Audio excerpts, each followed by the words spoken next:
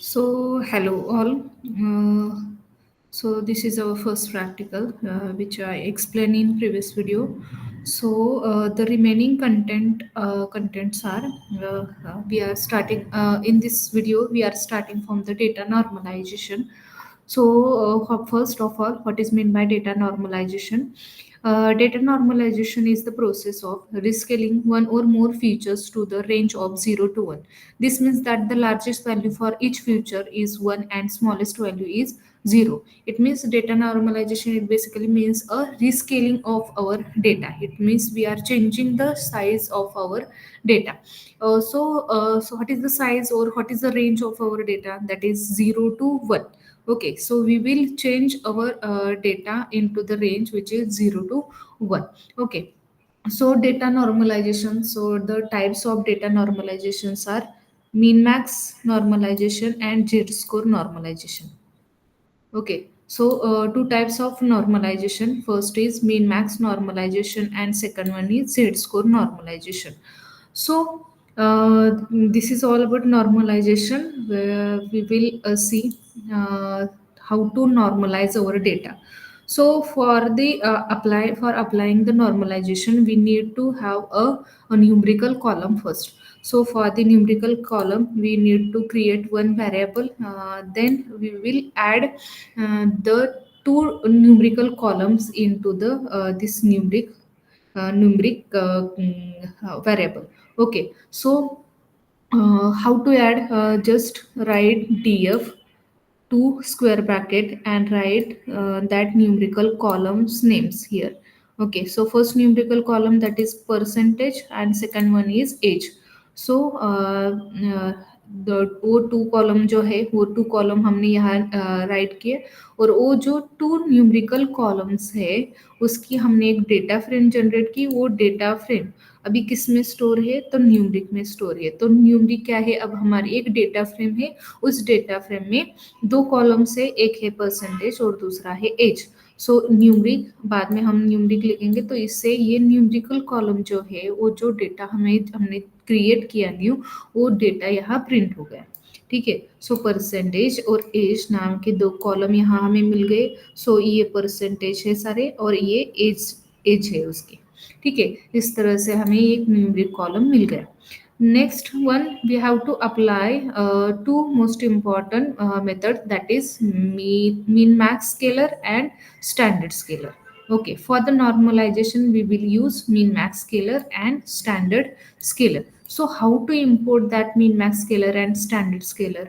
First, we have to improve that min max scalar and standard scalar from the pre-processing.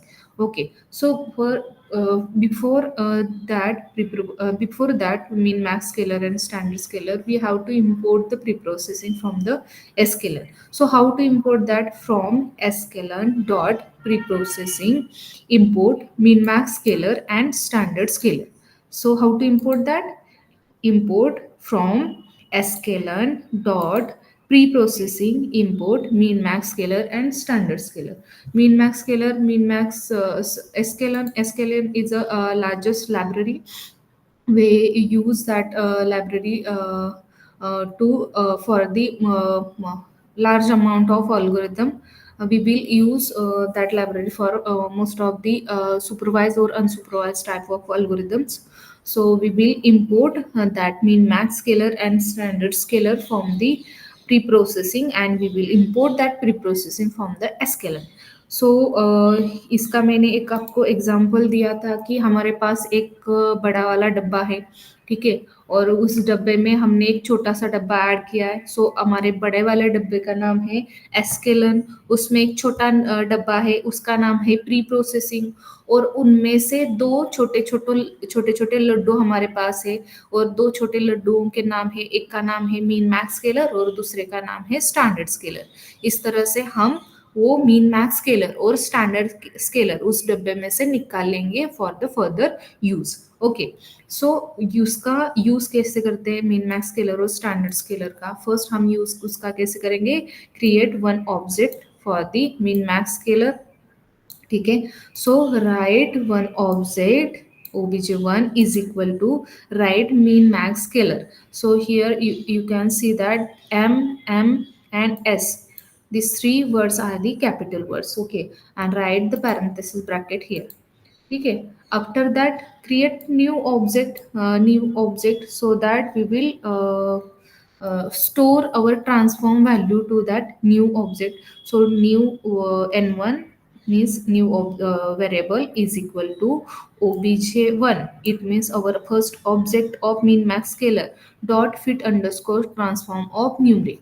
So here is the fit underscore transform method. So what is the purpose of fit underscore transform method? Fit underscore transform method is used to transform our numerical data into the scale data. Okay, जो fit underscore transform method है वो हमें क्या करती है, जो हमारी numerical data है उस सब डेटा को हमें ट्रांसफर करके दे देती है. ठीक है. सो उस फिट अंडरस्कोर ट्रांसफॉर्म में हमें पास क्या करना है, तो न्यूमरिक पास करना है. क्या पास करना है, न्यूमरिक. और न्यूमरिक हमारा क्या है, जो हमने ये न्यूमरिक डेटा क्रिएट किया ये हमारा न्यूमरिक है. तो इस फिट अंडरस्कोर ट्रांसफॉर्म मेथड में हम क्या करेंगे, वो न्यूमरिक को पास करेंगे. ठीक है. इस तरह से हमारा क्या हमको क्या मिलेगा, यूजिंग मीन मैक्स स्केलर हमें जो वैल्यूज मिलेंगे वो स्केल्ड वैल्यूज मिलेंगे. किसकी स्केल्ड वैल्यूज मिलेंगे, जो हमारे परसेंटेज का कॉलम है पूरा और जो एज का कॉलम है, इन दोनों कॉलम की स्केल्ड वैल्यू यहाँ हमें मिल जाएगी. ठीक है. ये देखो, ये हमारी स्केल्ड वैल्यू है. तो रेंज क्या है इसकी, तो रेंज है 0 to 1 के रेंज में वो हमें वो वैल्यू स्केल करके दे देगा. ठीक है. सेम इसी तरह से हमें क्या करना है, स्टैंडर्ड स्केलर भी क्रिएट करना है. ठीक है. स्टैंडर्ड स्केलर पे भी हमें स्टैंडर्ड स्केलर यूज करके भी हमें स्केलिंग करना है. सो कैसे करते हैं, सेम उसी तरह एक न्यू ऑब्जेक्ट क्रिएट करो, obj2 is equal to write standard scaler method here. ठीक है. स्टैंडर्ड स्केलर उसमें से s, देखो ये दो s जो है वो कैपिटल एस है. इसमें मिस्टेक मत करना, because most of the student make mistake here. So ये ध्यान में रखना, ये केस सेंसिटिव लैंग्वेज है, तो इसके लिए एस और यहाँ का एस दो जो है कैपिटल हो जाएंगे. ठीक है. So object name is equal to standard scaler and right parenthesis bracket over here. So this is a standard scalar method. Then create new object, that is n2 is equal to that object dot fit underscore transform of. उसमें पास क्या करेंगे, हम numeric पास करेंगे.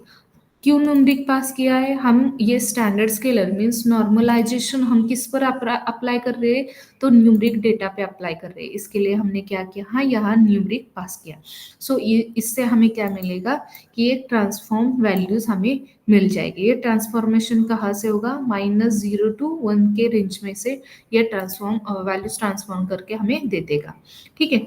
इस तरह से हम data को नॉर्मलाइज कर सकते हैं. ये खाली एक वे है जो हमने बताया कि इस तरह से इजीली हम डेटा को नॉर्मलाइज कर सकते हैं. ठीक है. नॉर्मलाइज या रिस्केलिंग हम कर सकते हैं. ठीक है. देन नेक्स्ट टास्क करेंगे हम इसके बाद. सो नेक्स्ट टास्क होगा हमारा turn categorical variable into the quantitative variable in Python. So last task है इस असाइनमेंट का. फर्स्ट असाइनमेंट का लास्ट टास्क क्या है, जो हमारे पास कैटेगरिकल वेरिएबल होंगे उन सब कैटेगरिकल वेरिएबल को हम न्यूमेरिकल वेरिएबल में कन्वर्ट करेंगे. ठीक है. सो कैसे हम कन्वर्ट करते हैं, फर्स्ट इस ऑपरेशन के लिए फर्स्ट हमें रिक्वायरमेंट किसकी है, फर्स्ट हमें कैटेगरिकल कॉलम की रिक्वायरमेंट है. तो हम हमारे डेटा में देखेंगे, जब हम डीएफ प्रिंट करेंगे तब हमें डेटा में देख सकते हैं कि हमारे डेटा में कैटेगरिकल कॉलम्स कौन थे हैं. कैटेगरिकल कॉलम्स इट मीन जो कॉलम जो है वो कैटेगरी वाइज अगर डिवाइड हुए होंगे तो उसको हम कैटेगरिकल कॉलम बोलेंगे. ठीक है. तो अभी यहाँ देखो रोल नंबर है, उसमें रैंडम नंबर से, नेम है इसमें भी नेम्स है, परसेंटेज है इसमें बहुत सारे वैल्यूज है, एज इसमें भी बहुत सारे वैल्यूज है, जेंडर. अभी ये जेंडर देखो, इसमें मेल और फीमेल ये बार बार आ रहा है. इट मीन्स ये जेंडर जो कॉलम है, एक कॉलम दो कैटेगरीज में डिवाइड हुआ है, उस टू कैटेगरीज के नाम है मेल और फीमेल. ओके. सो हम पहले तो इसको प्रिंट भी हम कर सकते हैं. इसके लिए हमारे पास एक मेथड अवेलेबल है, उस मेथड की हेल्प से हम df ऑफ, हम क्या कर सकते हैं इसमें, जेंडर डॉट इसमें, okay, right, use unique method, so that unique method will help us to get a unique values from your data. ठीक है, सो जेंडर, जेंडर का स्पेलिंग मिस्टेक है, जेंडर। हम्म, अभी ये देखो, ये हमने जेंडर पे यूनिक मेथड अप्लाई किया। जब हम यूनिक मेथड अप्लाई करेंगे तो भी ये हमें आउटपुट क्या देगा, तो पूरे जो कॉलम है उस कॉलम में जितनी वैल्यूज है उस सब वैल्यूज में यूनिक वैल्यूज कौन से है। तो उस कॉलम, पर्टिकुलर कॉलम में यूनिक वैल्यूज कौन सी है, तो मेल है, एक मेल होगा और दूसरा फीमेल होगा। ठीक है, सो दो वैल्यूज मिले, इट मीन्स ये डेटा जो है ये कैटेगरिकल डेटा है, मीन्स ये पर्टिकुलर जो कॉलम है जेंडर, वो कैटेगरिकल कॉलम है। तो हमें ऑपरेशन क्या करना है इसमें, turn categorical variable into the quantitative variable. It means we have to turn our categorical column into the numerical column. जो हमें मेल और फीमेल जो मिला है उसकी जगह हम क्या करेंगे, नंबर ऐड करेंगे। सो उसके लिए उसको हम क्या बोलते हैं, तो हमें उसके लिए उसको हम ऐसा बोलेंगे कि हम उसके लिए एक डमीज वैल्यूज क्रिएट करेंगे। ठीक है, तो डमीज वैल्यूज हमें कैसे क्रिएट करना है, तो using dummies method, get underscore dummies method, we can create the dummies values for the particular category. Okay, so कैसे करते हैं, देखो, dummies is equal to, dummies एक वेरिएबल हमने लिया। ठीक है, इसमें यहाँ इस वेरिएबल की जगह आप कौन सा भी नाम ले सकते हो। वेरिएबल के लिए कोई कंपल्शन नहीं है कि ए ही नाम होगा। ठीक है, आप कौन सा भी नाम ले सकते हो। तो अब मैंने एक वेरिएबल क्रिएट किया, dummies is equal to P D dot P D. P D it means pandas, because ये pandas की मेथड है तो इसलिए हमने यहाँ पी डी किया। ठीक है, P D dot gate underscore dummies. ठीक है, pd dot gate underscore dummies of, उसमें पास क्या किया है, df डॉट जेंडर, मीन्स जो कैटेगरिकल कॉलम है हमारे डेटा में से वो कैटेगरिकल कॉलम का नाम यहाँ हम ऐड करेंगे। ठीक है, क्या किया हमने, pd dot gate underscore dummies of, उसमें फर्स्ट पैरामीटर हमारा क्या आया, df डॉट जेंडर, जो कैटेगरिकल कॉलम है उस कैटेगरिकल कॉलम का नाम ले लो। वो कॉलम कहाँ प्रेजेंट है, डेटा फ्रेम में प्रेजेंट है, इसलिए df डॉट जेंडर। ठीक है, ये हमने लिख दिया फर्स्ट पैरामीटर। सेकंड पैरामीटर आएगा D type is equal to integer. ठीक है, ये क्यों किया, क्योंकि अगर हमने D type is equal to int नहीं किया तो उस केस में यहाँ जो वैल्यूज आते हैं वहाँ हमें ट्रू और फॉल्स में वैल्यूज मिलती है। इट मीन्स इसका जो आउटपुट आता है, इसका जो आउटपुट आता है वो आउटपुट हमें बुलियन फॉर्म में मिलता है। और अगर हमें न्यूमेरिकल फॉर्म में उसका आउटपुट चाहिए तो उस केस में हम D type is equal to int use कर सकते हैं। ठीक है, सो ये हमने राइट किया। नेक्स्ट लिखो, C C is equal to P D dot concat of D F and dummies. अभी ये क्यों किया, कॉन्कैट क्यों किया, concat it means join the two object. Okay, अभी ये हमने क्यों किया है, क्योंकि हमें क्या चाहिए, हमारे पास एक ओरिजिनल डेटा फ्रेम है। क्या है हमारे पास, एक ओरिजिनल डेटा फ्रेम है विच इज डीएफ। ठीक है, अगर हम डीएफ प्रिंट करेंगे तो देखेंगे ये हमारे पास ओरिजिनल डेटा फ्रेम है। बाद में हमने जेंडर कॉलम ले लिया और जेंडर कॉलम के डमीज वैल्यूज क्रिएट किए। अगर हम ये डमीज प्रिंट करके देखेंगे, बिफोर दैट प्रिंट डमीज, ठीक है, डमीज अगर प्रिंट करके देखेंगे तो हमें ये देखो, ये हमारे डमीज वैल्यूज मिल गए। ठीक है, ये डमीज हुआ फीमेल और मेल, जहाँ फीमेल प्रेजेंट होगा। ठीक है, जहाँ फीमेल, जिस रो में, ये देखो ये कॉलम है, जिस रो में फीमेल प्रेजेंट होगा उसमें ये क्या करेगा, यहाँ फीमेल है तो यहाँ फीमेल की जगह पे 1 आएगा। ठीक है, यहाँ मेल है तो मेल के कॉलम में क्या आएगा, 1 आएगा। ठीक है, तो अब ये क्या, इसने क्या किया, तो दो डमीज वेरिएबल, डमीज वैल्यूज कैसे क्रिएट किए, कि दो जो कैटेगरी है, दो कैटेगरी के सेम दो कॉलम हो गए। जो दो कैटेगरी थे मेल और फीमेल, मेल और फीमेल के दो कॉलम हो गए। और जहां जिस रो में अगर ये जीरोथ रो है, जीरोथ रो में मेल होगा तो मेल की जगह उस उन्होंने 1 दिया, ठीक है। और second row, two index number पे क्या है, फीमेल प्रेजेंट है तो फीमेल की जगह उन्होंने 1 दिया और मेल की जगह 0 लिया। इस तरह से हमें डमीज वैल्यूज मिल जाएगी। अभी हमें डमीज वैल्यूज मिल गई, बट ये डमीज वैल्यू जो है हमारे ओरिजिनल डेटा फ्रेम में ऐड नहीं है, ठीक है। ये डमीज वैल्यू जो है, ये जो मिल गया वो हमारे ओरिजिनल डेटा फ्रेम में ऐड नहीं है, ठीक है। और अगर हमें ऐड करना है तो हम उसके लिए क्या करेंगे, ये देखो हमारे पास अभी क्या है, ये डेटा फ्रेम है और ये डमीज वैल्यूज का वैल्यूज है। तो इन दोनों को हमें अगर एक साथ लेना है तो उसके लिए हम क्या करेंगे, तो हम उसके लिए दो डेटा फ्रेम को ज्वाइन करेंगे। तो दो डेटा फ्रेम कौन से हैं हमारे पास, एक है डीएफ जो ऊपर है, ठीक है, एक है ये डीएफ और एक है ये डीएफ, ठीक है, ये डेटा फ्रेम उसका नाम है डमीज और ऊपर वाला है डीएफ। तो दोनों को हमें ज्वाइन करना है, तो कैसे करेंगे, पीडी डॉट कॉनकैट, कॉनकैट क्यों लिखा है, बिकॉज हमें दो डेटा फ्रेम को ज्वाइन करना है, ऑफ डीएफ स्क्वायर ब्रैकेट में क्या लिखेंगे, फर्स्ट पैरामीटर आएगा ओरिजिनल डेटा फ्रेम, देन जिसको ज्वाइन करना है वो वाला डेटा फ्रेम, ठीक है। फर्स्ट आएगा डीएफ और सेकंड आएगा डमीज, ठीक है। और बाद में उसको हमें सेकंड पैरामीटर क्या देना है, एक्सिस देना है, ठीक है। एक्सिस इट मीन्स हमें कौन से कहाँ ऐड करना है, वो रो में ऐड करना है या कॉलम में ऐड करना है, तो हमें कॉलम को ऐड करना है, इसीलिए हम क्या देंगे, एक्सिस 1 देंगे। सो उस वो क्या करेगा, एक्सिस 1 से वो कॉलम में डमीज वैल्यू जो है वो कॉलम में ऐड हो जाएंगे, डीएफ में वो कॉलम में ऐड हो जाएगी, ठीक है। इस तरह से हमने ये पूरा कॉनकैट का कोड लिख दिया। और ये सब कॉन्केटनेशन हमने स्टोर किस में किया है, तो सीसी में हमने वो स्टोर किया। तो बाद में अगर सीसी हम प्रिंट करेंगे तो हमें क्या मिलेगा, वो जो डमीज वैल्यूज ऐड करके जो हम डेटा फ्रेम आता है वो मिल जाएगा, ठीक है। तो अब देखो,